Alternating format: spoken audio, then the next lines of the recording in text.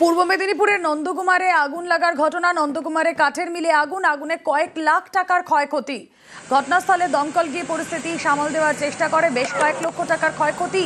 ছবি দেখছেন আপনারা পূর্ব মেদিনীপুরের নন্দকুমারে। সেখানে আগুন, কাঠের মিলে আগুনে কয়েক লক্ষ টাকার ক্ষয়ক্ষতি।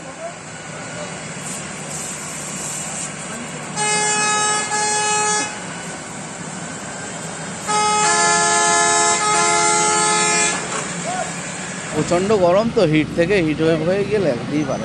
এবার দেখতে হবে যে আদৌ ওটা থেকে হয়েছে কি শর্ট সার্কিট থেকে হয়েছে। 30 মিনিটের মধ্যে আমি ফায়ার সম্পূর্ণ কন্ট্রোল করেছি এবং 45 মিনিটের মধ্যে আমি সম্পূর্ণ ফায়ার আউট করে দিয়েছি।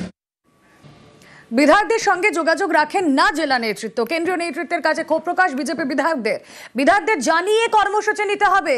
রাজ্য জেলা নেতৃত্বকে কড়া বার্তা সুনীল বনসলের। সল্টলেকের অফিসে সাংগঠনিক বৈঠকে বিজেপি 26-এর আগে ঘর গোছাতে সল্টলেকের সাংগঠনিক বৈঠক থেকে কি দাওয়ায়, কি নির্দেশ, কথা বলবো। সুস্মিতা প্রতিনিধি রয়েছেন সঙ্গে। সুস্মিতা, দেখো, গতকাল শুরু হওয়া বৈঠক আজও চলছে। গতকাল বিজেপির 26 জন বিধায়কের সঙ্গে বৈঠক সেরেছেন সুনীল বনসল। আজ রাজ্য বিজেপি নেতৃত্ব, রাজ্য সভাপতি সুকান্ত মজুমদার, অমিতাভ চক্রবর্তীদের সঙ্গে বৈঠক সারছেন সুনীল বনসল, মঙ্গল পাণ্ডে, সতীশ ধন, অমিত মালব্যরা। সেখান থেকে অবশ্যই আবারও সাংগঠনিক শক্তিকে মজবুত করার বার্তা তারা যেমন দিচ্ছেন, একসঙ্গে একজোট হয়ে কাজ করার বার্তা দিচ্ছেন। তার কারণ, গতকাল বিজেপির 26 জন বিধায়ক যারা বনসলের সঙ্গে দেখা করতে এসেছিলেন, তারা বৈঠক সেরে 1-to-1 বৈঠক সেরে ইতিমধ্যেই বেশ কয়েকটি নালিশ জানিয়েছেন, উগরে দিয়েছেন তাদের ক্ষোভ। কি সেই ক্ষোভ? যে কর্মসূচি নেওয়া হয় দলীয় স্তরে, সাংগঠনিক স্তরে, তবে জেলা নেতৃত্ব, জেলা সভাপতি থেকে আরম্ভ করে কেউই নাকি তাদের গুরুত্ব দেন না, কেউ তাদের পাত্তা দেন না, এমনটা অভিযোগ করা হচ্ছে। এমনকি কর্মসূচি নেওয়া হলেই তা বিধায়কদের জানানোই হয় না। সুতরাং বিধায়কদের তরফ থেকে সেই কর্মসূচিতে গ্রহণযোগ্যতা বা গ্রহণ করা বা অংশগ্রহণ করা সেই বিষয়টিও থাকে না। সুতরাং সেই সমস্ত কর্মসূচি বেশিরভাগ ক্ষেত্রেই ফেইলিওর হয়, এমনটাই বিধায়করা অভিযোগ করেছেন। তাদেরকে পাত্তা দেওয়া হয় না। অর্থাৎ যে প্রসঙ্গ বারংবার উঠে এসেছে রুমেলা, যে এই যে সাংগঠনিক দলের সঙ্গে পরিষদীয় দলের যে দূরত্ব, সেই দূরত্ব 2021 সাল থেকে 26-এর বিধানসভা নির্বাচনের আগে সেই দূরত্ব ঘোচাতেই এবার শীর্ষ নেতৃত্ব উদ্যোগী হয়েছে। তারা চাইছে সাংগঠনিক শক্তি যে সমস্ত রয়েছে, সাংগঠনিক দল থেকে আরম্ভ করে জেলা নেতৃত্ব কিংবা পরিষদীয় দলের যে সমস্ত কর্মকর্তারা রয়েছেন, তারা সকলেই একজোট হয়ে সাংগঠনিক শক্তিকে মজবুত করুক এবং 26-এর নির্বাচনের লক্ষ্য পূরণ করুক। বেশ।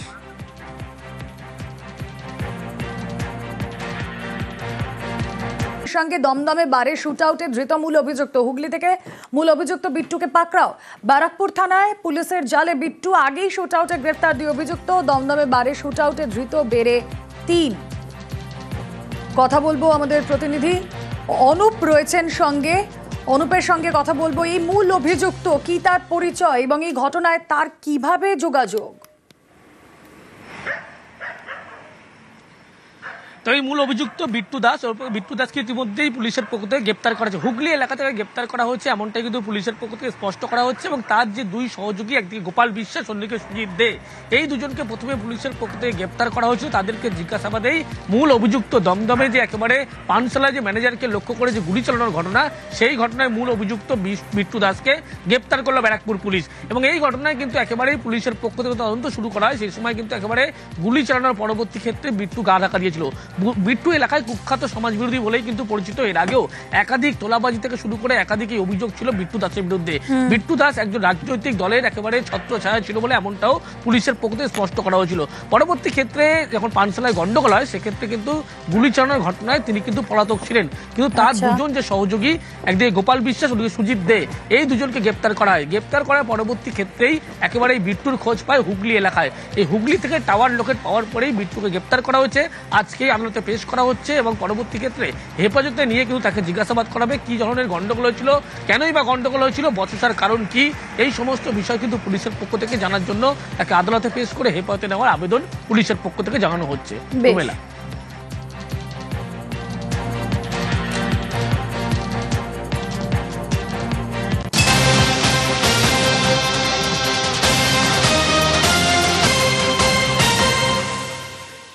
স্থানীয় ব্যক্তির তৎপরতাতেই জালে দুষ্কৃতী। জলপাইগুড়িতে এটিএম এর লুটে জালে 2, বৈকুণ্ঠপুর জঙ্গলে তল্লাশিতে গ্রেফতার 2।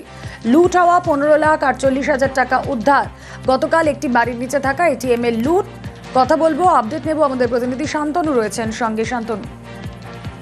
দেখো, গতকাল কিন্তু দিনভরই অভিযান চলে বৈকুণ্ঠপুর জঙ্গলের বিভিন্ন প্রান্তে, কিন্তু বন দপ্তরকে সঙ্গে নিয়ে শিলিগুড়ি পুলিশ এবং জলপাইগুড়ি পুলিশ যৌথ অভিযান চালায়।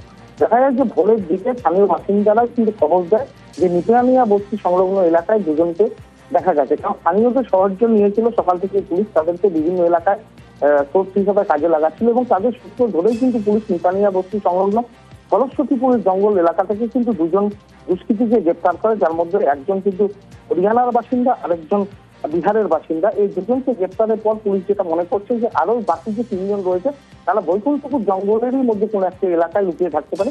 সেই কারণে গোটা জঙ্গল ঘুরে কিন্তু এখনো পর্যন্ত সার্চ অপারেশন চালিয়ে যাচ্ছে পুলিশ। পাশাপাশি যাদের দুজনকে গ্রেপ্তার করেছে পুলিশ, তাদের দুজনকে কিন্তু শামসের খান এবং আশরফ খান দুজনকেই জলপাইগুড়ি আদালতে আপাতত নিয়ে আসা হয়েছে। সেখানে 14 দিনের রিমান্ড চেয়েছে পুলিশ, কারণ বাকিদের খোঁজে তল্লাশি এবং এদের সম্পর্কিত আরো কিছু তথ্য জানার জন্যই কিন্তু পুলিশ মূলত এদেরকে 14 দিনের রিমান্ডের আবেদন জানিয়েছে। কিছুক্ষণের মধ্যে এদেরকে আদালতে তোলা হবে এবং তারপর বিচারক গোটা বিষয়টি বিবেচনা করবেন। পাশাপাশি এই দুজন সম্পর্কে কিন্তু তথ্য সংগ্রহ করা শুরু করেছে পুলিশ, যার মধ্যে এখনো পর্যন্ত যেটুকু জানা যাচ্ছে পুলিশ সূত্রে, সেটা হচ্ছে আশরফ খান যিনি রয়েছেন ধৃতদের মধ্যে, সেই আশরফ খান কিন্তু দিল্লি পুলিশে একসময় কাজ করতেন এবং তিনি 5 বছর আগে সাসপেন্ড হয়েছেন এবং এই ধরনের এটিএম দুষ্কর্ম করার জন্য তাকে সাসপেন্ড করেছে পুলিশ, এমনটাই জানা যাচ্ছে পুলিশ সূত্রে। এবং এই ধৃতদেরকে হেফাজতে নেওয়ার পর আরো কিছু তথ্য জানার চেষ্টা একসময় করছে। দিল্লি পুলিশে যে ব্যক্তি কাজ করতেন তিনি এখন এটিএম লুট করছেন, তিনি একা না তার সঙ্গে একটা চক্র কাজ করছে? দেখো, এখনো পর্যন্ত পুলিশ সূত্রে যেটা খবর যে গোটা 5 জনের একটি টিম কিন্তু এই বোলবাড়ি এটিএম ডাকাতির ঘটনায় কিন্তু যুক্ত, যাদের মধ্যে আশরফ খান ছিল নেতৃত্বে।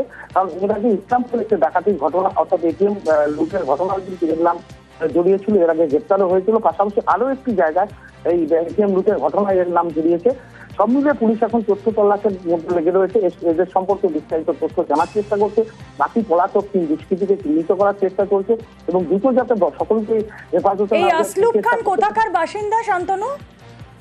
দেখো, এখনো পর্যন্ত পুলিশের যেটা জানা গেছে যে এই আশরফ খান সম্পর্কে পুলিশের তরফ থেকে যেসব দেওয়া হচ্ছে বিস্তারিত তথ্য, এই আশরফ খান কিন্তু তিনি হচ্ছেন হরিয়ানার বাসিন্দা এবং তিনি দিল্লি পুলিশে কাজ করতেন বলে এখনো পর্যন্ত পুলিশ যেটা জানতে পেরেছে। এই কতটা সত্যি সে সম্পর্কে যাচাই করা হচ্ছে এবং পুলিশ সূত্রে যেটা খবর এই সম্পর্কে জানতে গিয়ে তারা জানতে পেরেছে যে 5 বছর আগে সে দিল্লি পুলিশে কনস্টেবল পদে যুক্ত ছিল এবং এটিএম ডাকাতি কোনো একটি ঘটনা বা কোনো একটি অভিযোগকে কেন্দ্র করে তাকে সাসপেন্ড করা হয়। মানে যখন তিনি কর্মরত অবস্থায় ছিলেন পুলিশে তখনও এই ধরনের কোনো ঘটনা ঘটিয়েছিলেন?